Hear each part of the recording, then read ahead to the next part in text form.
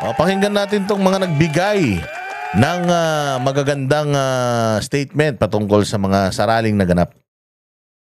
Balik po tayo sa mga balita. Nagpahayag ng pakikiisa ang iba't ibang lider ng Pilipinas sa naging layunin po ng isinagawang National Rally for Peace na pinangunahan ng Iglesia ni Cristo. Inaasahan naman ni Pangulong Marcos Jr. na magbubunga ito ng higit sa pagkakaisa sabay pasasalamat sa patuloy na suporta ng INC sa kanyang administrasyon.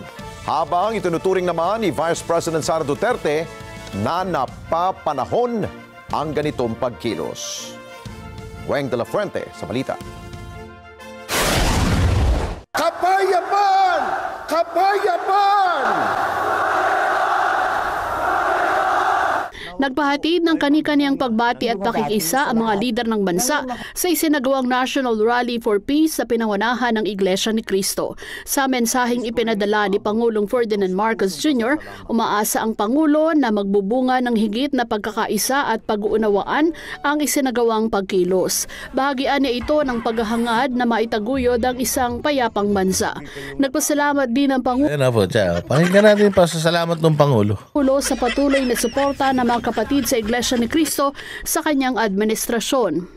Nawa po ay magbunga ng higit na pagkakaisa at pagkakaunawaan sa ating bayan ang pagkikilos na ito.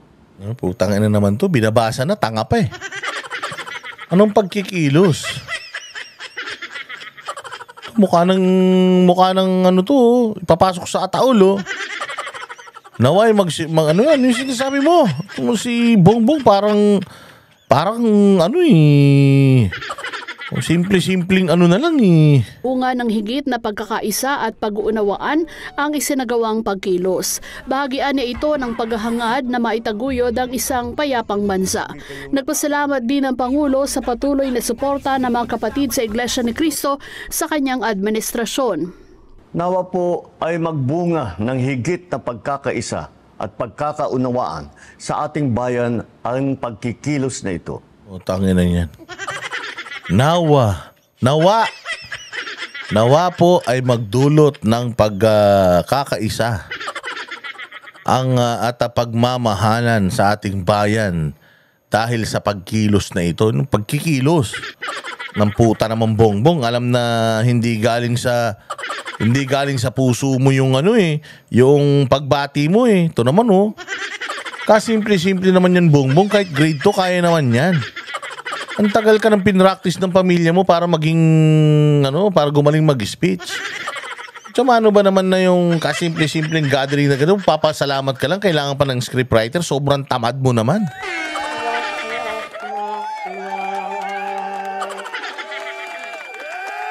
Walang hiya talaga naman Maniniwala na sana kami. Kaya lang habang nagpapasalamat ka, yung asawa mo nabibwisit.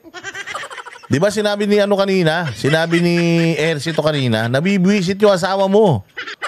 Dahil sa tuwid daw nagpapatawag siya, meron daw mga ganitong pangyayari. Putangin na, madam, huwag ka na magpatawag ever. Hindi mo ba napapansin? Nagalit sa inyo langit?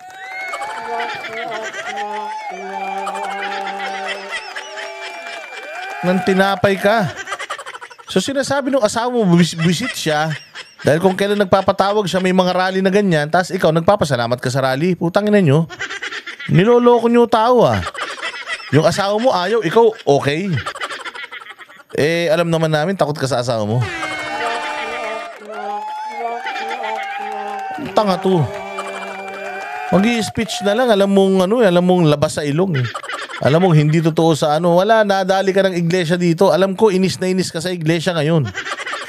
Inis na inis ka sa iglesia kasi pinangawakan ng iglesia yung pagkakamali mo, yung kaplastikan mo na ayaw mo kunyari na ma-impeach si BP Sara. O hinawakan ka nila sa bibig. Hinuk ka nila sa bibig hindi ka na makakatakas dun. Sa pagkakahook nila. O ngayon, kapag ikaw mismo nagsalita ka in support dyan sa impeachment ni BP, utangin na, iglesia ni Cristo mismo yung sa'yo. Yung magagalit sa'yo kasi kaya ka nga nila sinuportahan dahil ayaw mo ng ng pagkakawatak-watak kasi sinabi mo dahil it is divisive, sabi mo, kaya nga ayaw mo ng impeachment Tapos biglang may impeach si BP. Gusto mo pala ng pagkakaisa-isa, Bongbong. Kung gusto mo talaga ng pagkakaisa-isa, alam mo dapat mong gawin? Sibakin mo yung pinsan mo, wala kasi kayong mga delikadesa eh. Saan ka makakita, ikaw na presidente, pinsan mo pa yung Speaker of the House. Ang kakapal ng mga mukha nyo, ang dami naman magaling mga congressman dyan. Gusto nyo kasi kontrolin lahat eh. Kontrolin ng pera sa Congress, kontrolin ng Pilipinas, na ikaw ang presidente.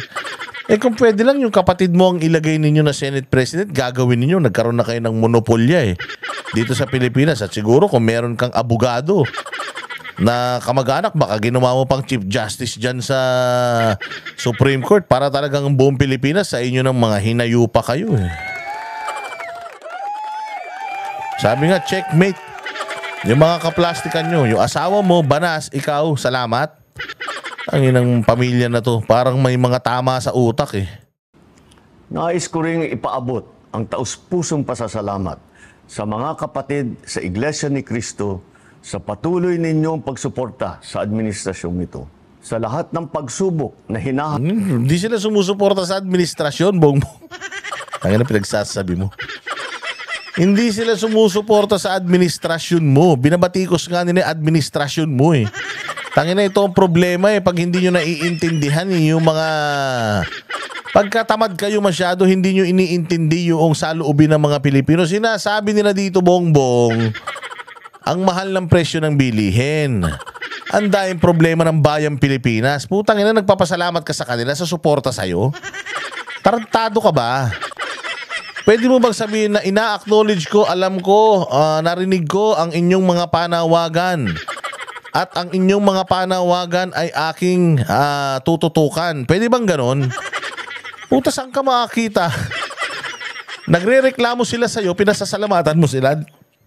Putang ina, nasusuka na ako sa'yo eh.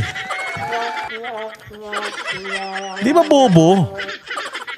Maraming salamat sa inyong suporta sa gobyerno. Hindi na nga sila nakasuporta sa gobyerno mo. Palpak nga yung gobyerno mo. Yun nga yung issue nitong rally na to. Sinabi doon, yung issues ng bayan natin yun ang atupagin. Sana yun din ang panawagan mo. Nananawagan ako sa mga kongresista natin na i-prioritize gumawa ng batas para sa bayang Pilipinas para umunlad. Itigil na po natin yung pagkakawatak-watak. Nananawagan ako sa Congress na sana isang tabi na muna itong mga indifferences. Ang eleksyon po ay malayo pa. Ang 2028 ay malayo pa. Magtrabaho po muna tayo. Tututukan ko. Salamat Iglesia ni Cristo sa inyong mga issues na pinoint out.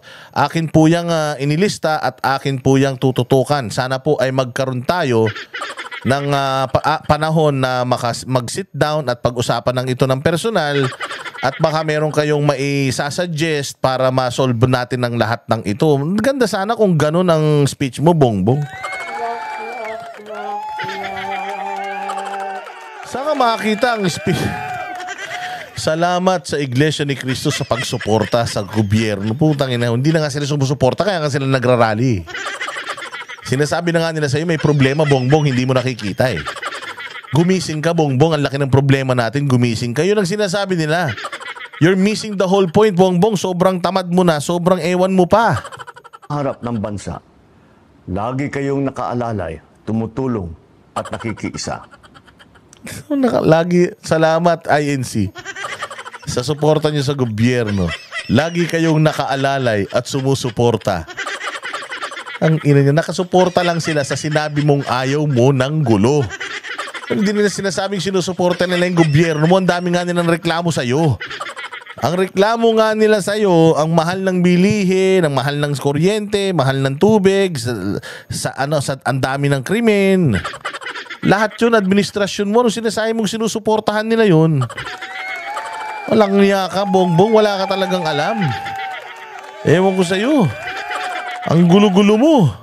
Marami pong pagsubok ang ating kinakaharap at marami pang haharapin, mga balakid sa paglalakbay tungo sa isang maaliwalas at maunlad na bukas na dapat malampasan. Tangina na, maglalakbay ka na naman. Pulakbay ka talaga. Wala na, maglalakbay na naman daw siya. Marami na naman daw siyang lalakbayin. Putang ina niyan. Hindi ka pa nagsawa, kakalakbay mo. Unang taon mo, puro ka na lakbay. Hanggang ngayon, maglalakbay ka pa rin. Buisit ka.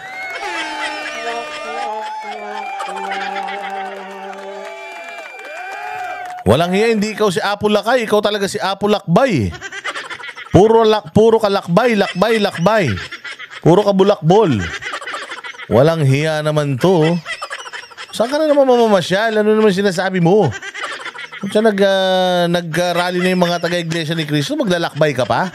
Madami pa daw siyang paglalakbay. Putangin na niyan, pabaunan nyo. Para hindi magutom sa biyahe. Sabihin nyo, wag na rin bumalik. Pag naglakbay ka sa susunod, sana sa kabilang buhay na.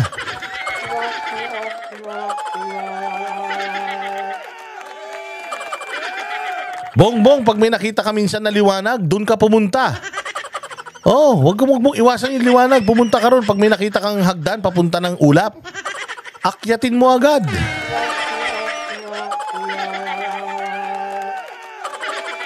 Walang iyan to. Wala siyang naintindihan. No? Ito ang masakit. Ito ang masaklap. Wala siyang naintindihan doon sa panawagan ng Iglesia ni Cristo. O, Iglesia ni Cristo, nagpagod kayo. Tayo nang hirap talaga manawagan sa tanga.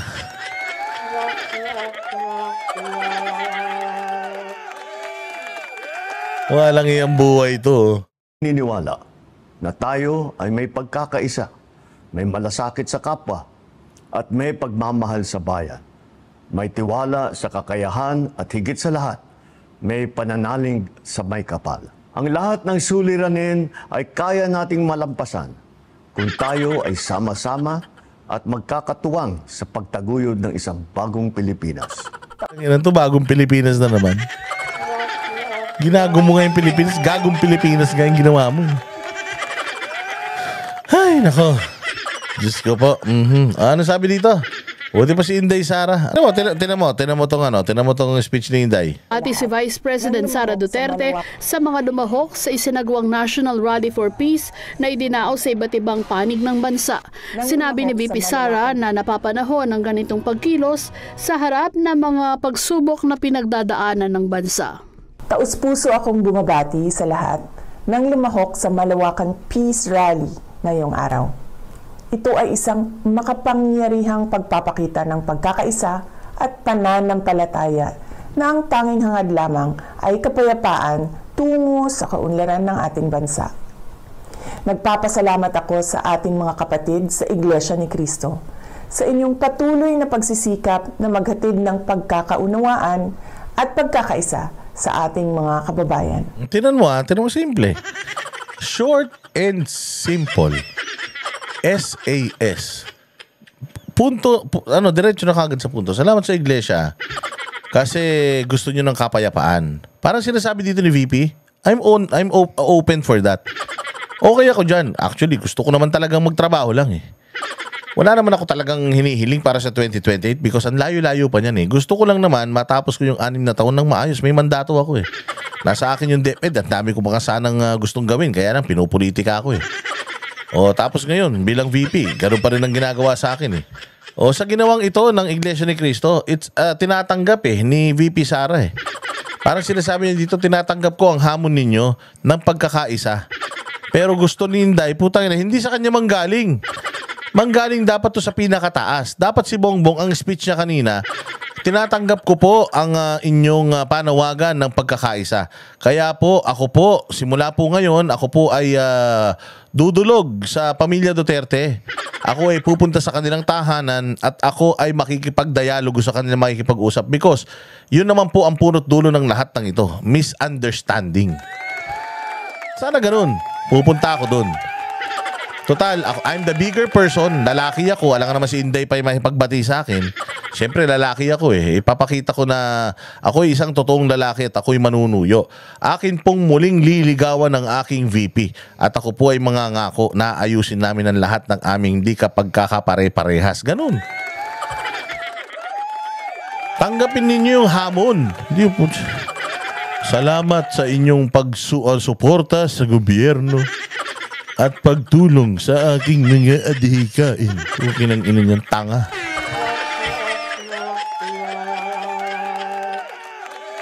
So ano sabi ni VP? Salamat sa mga taga-iglesia.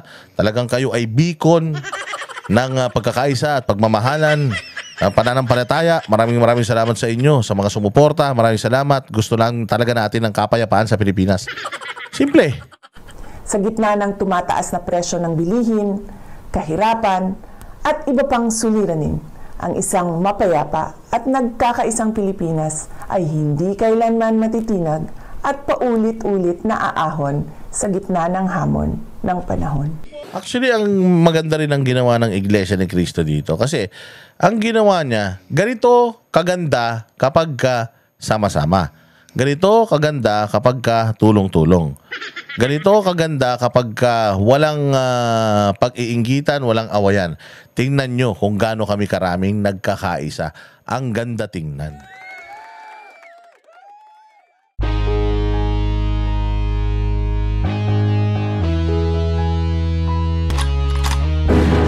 Yan ang Banateros, walang inuurungan. Pag tama palakpakan, pag mali ay babanatan. Yan ang Banateros, boses ng ordinaryong Pilipino. Banateros ay walang makakaawan, walang inuurungan.